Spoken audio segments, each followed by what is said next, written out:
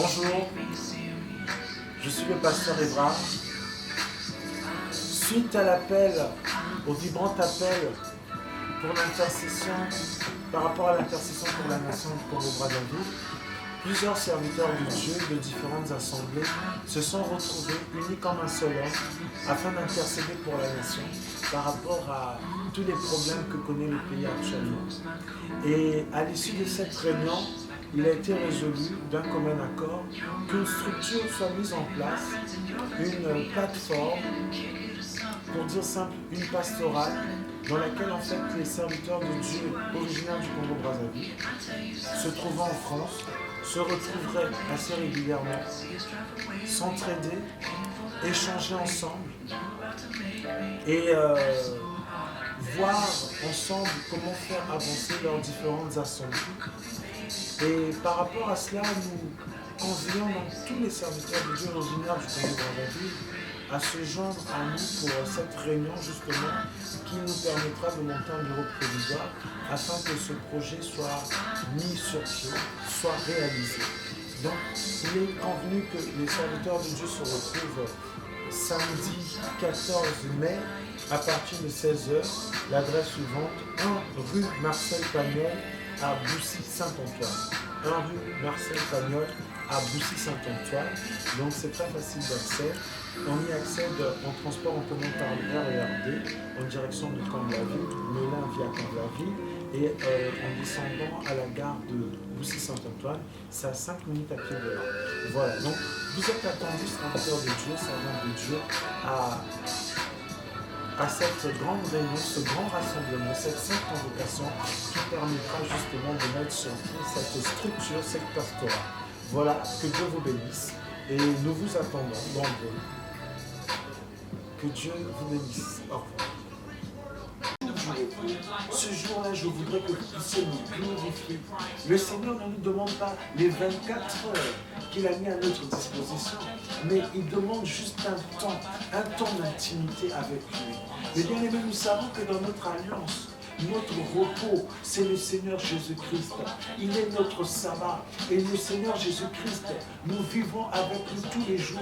Ce qui revient à dire que si nous mettons Jésus-Christ au-dessus de tout, il nous donnera ce que notre cœur désire. Si nous magnifions le Seigneur Jésus-Christ, si nous ne nous focalisons pas sur nos propres affaires, si nous donnons, nous nous remettons entièrement entre ses mains, si nous nous abandonnons entre ses mains, il dit, venez à moi, vous tous qui êtes chargés, vous tous qui êtes fatigués, je vous donnerai du repos. Le Seigneur Jésus-Christ est notre repos, il est notre sabbat.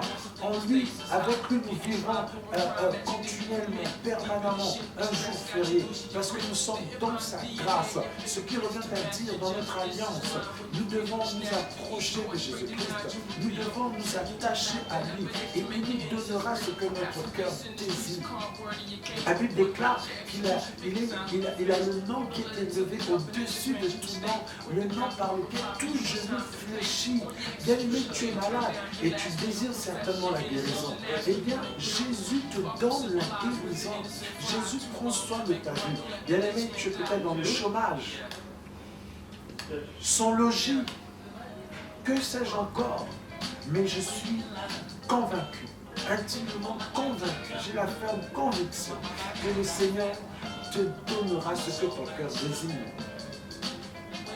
La responsabilité t'incombhe maintenant de faire de lui tes délices afin qu'il intervienne dans ta vie. Le Seigneur est là.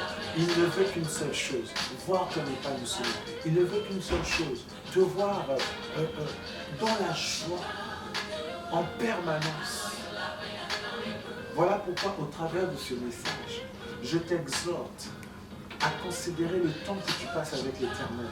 Je t'exhorte à considérer le temps de la prière. Plusieurs personnes au temps de la prière sont inscrites aux abonnés absents.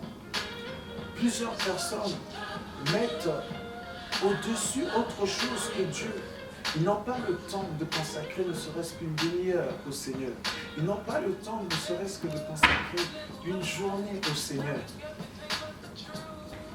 Mais le Seigneur veut te donner ce que ton cœur désire. Il veut intervenir dans ta vie. Il veut être partie prenante de tout ce qui te concerne. Il ne veut pas être à l'écart, mais il veut être là dans ta vie, intervenir et apporter la solution au problème que tu traverses, car il est la solution, apporter la paix là où il y a le trouble et le tourment, apporter la joie où il y a la tristesse, la désolation, apporter simplement la vie là où il y a la mort.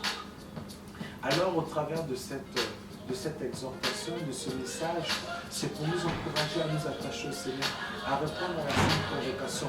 Ne soyons pas de ceux qui abandonnent les assemblées, ne soyons pas de ceux qui s'inscrivent aux abonnés absents aux heures de prière, ne soyons pas de ceux qui prennent à la légère le temps que nous passons devant notre Seigneur. Ne soyons pas de ceux qui accordent peu de considération à la relation que nous pouvons avoir avec notre Seigneur Jésus-Christ.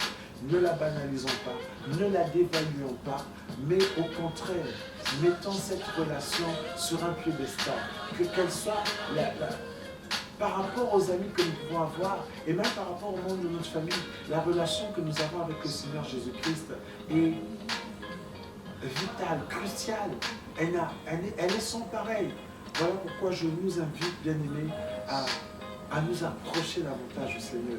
Il dit qu'il nous rassasiera. Il dit qu'il nous bénira. Quand je lis ce qui a marqué dans Ésaïe 58, si nous faisons de l'Éternel nos délices, il nous donnera quoi? Il nous transportera sur les hauteurs du pays. Il nous nourrira de l'héritage de Jacob, notre Père. Et c'est lui qui parle ainsi. Il dit car la bouche de l'Éternel a parlé. Donc c'est une certitude, c'est une vérité vraie comme disent les philosophes. C'est une vérité absolue. Immuable. On ne peut pas changer ça.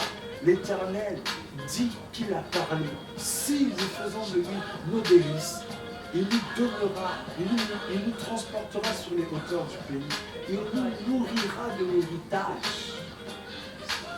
Il nous fera du bien. Et par rapport à quand nous transposons ça dans notre alliance, le Seigneur prendra soin de toi lorsque tu feras de lui tes délices.